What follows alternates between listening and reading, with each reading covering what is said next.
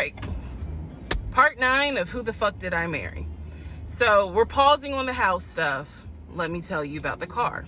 So when I met my ex-husband, I was driving a 2012 Nissan Rogue, fully loaded. It had quite a few miles on it, but it got me from A to B. It was in good condition, but I was upside down in the car. He was driving a 2018 Ford Taurus, sport mode. I know he had a sport mode on the car, and I love driving that car. When he told me how he was a regional manager, he told me that one of the perks that came with the job was that he would be getting a company car. And so we spent time going to Range Rover of South Atlanta. We spent time going to Jaguar. We spent time going to BMW. We spent time going to Ford, which was on Mount Zion in Morrow, if you all are familiar with that area. He test drove a whole lot of cars. In the end, he decided on a BMW sedan. I was there when he test drove the car. I got in the car with him. I loved it. And he explained to the salesperson, you know, I'm getting a company car. I need to get a printout of the full price of the car, tax, tag, and title. Because what my company is going to do is wire over the money for the car. The salesperson was like, okay, you know, apparently that happens a lot. So he gave him a printout with the tax, tag, and title for the car. In front of me and the salesperson, he called the person in the finance department for his job. Obviously, I have no idea what this person's name is, but he called the person. He explained to them, this is the amount of money. He said the president of the company, so-and-so, has authorized for him to get a car, not spending more than, I think, $90,000 tax, tag, and title. The BMW came out to just under $90,000. And so I remember this conversation so fucking vividly. So he's on the phone in front. I'm sitting down, the salesperson sitting down at their desk, and he's like, they put me on hold. And so he's like, I guess the person comes back and he says, yeah, the price of the car is blah, blah, blah. He was like, give me a second and I can send you a picture of that printout that shows tax, tag, and title for the BMW. He gets off the phone. He takes a picture of it. He sends it to whoever. He waits about 10 minutes. He calls the person back. He says, did you get it? Apparently the person did get it. But the person who can actually physically do the wire transfer had gone home for the day. So what he says to the BMW salesperson, he's like, okay, we're going to have to do this tomorrow because so-and-so went home for the day. I don't know who the salesperson is. I can only tell you from my viewpoint what I thought. I had no reason to think this was a lie.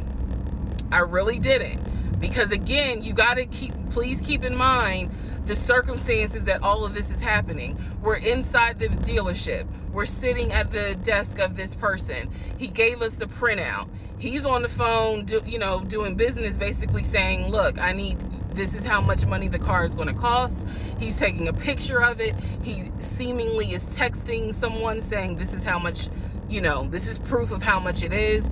Then he asked the BMW salesperson, I need your wire transfer information. The guy got up, rushed over to, I guess, their finance area to get the bank wire information, because obviously you have to wire it a certain kind of way.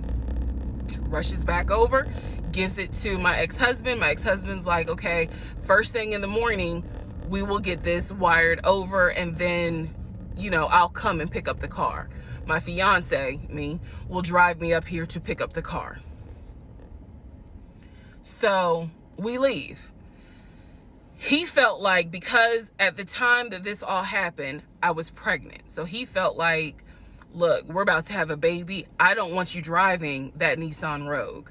I want to get you something more secure, something new. I really wanted a Kia.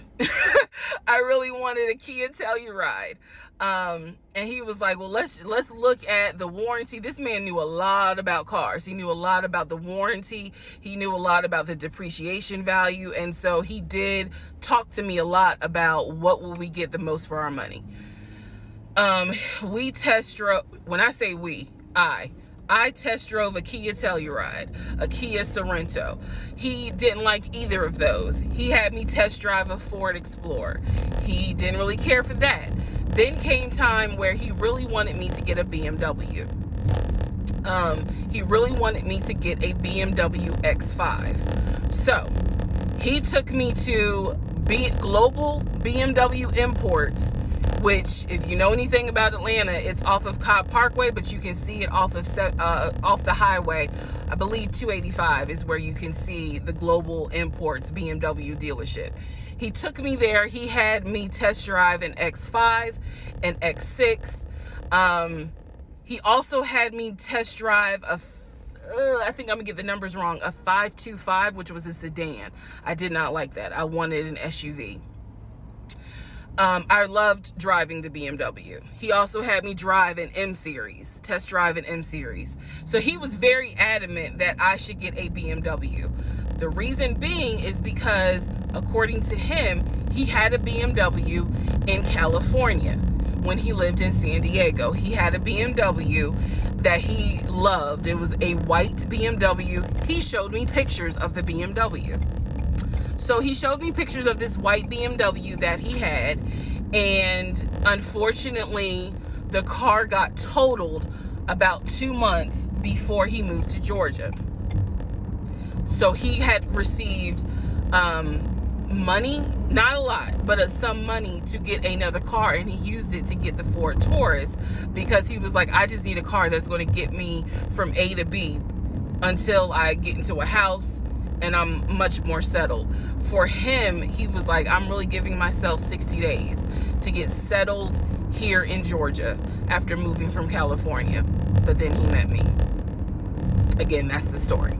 So he had me test drive the BMW. So much so, I loved the BMW.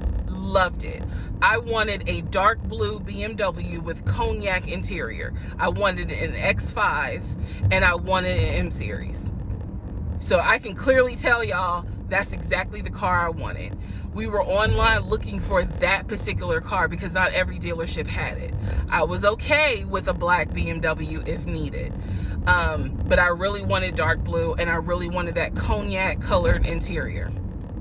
So he felt like, I want you to consider all of a sudden an Audi Q8. Let's just see how you like it. If you don't really like it, then we will go back to the BMW. I cannot tell you why he switched up. I can't. But I can tell you he took me to an Audi dealership on Peachtree Industrial. He test drove an Audi, and I test drove an Audi Q8. I loved the Q8. Loved it, loved it, loved it. But I was tired of test driving cars. By this point, I had test driven so many cars. Our weekends were spent either looking at a house or test driving cars. And I was picky, I will admit that. So he had me test drive the Q8. I really liked it. I finally just told him, look, I'm good with either the BMW or the Audi, because I'm tired of test driving cars.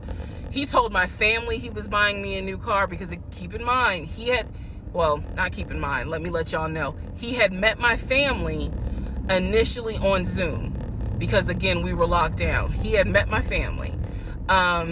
He also had met my family in person because at this point, it was like, look, if you're not showing any symptoms, maybe we can do family dinner.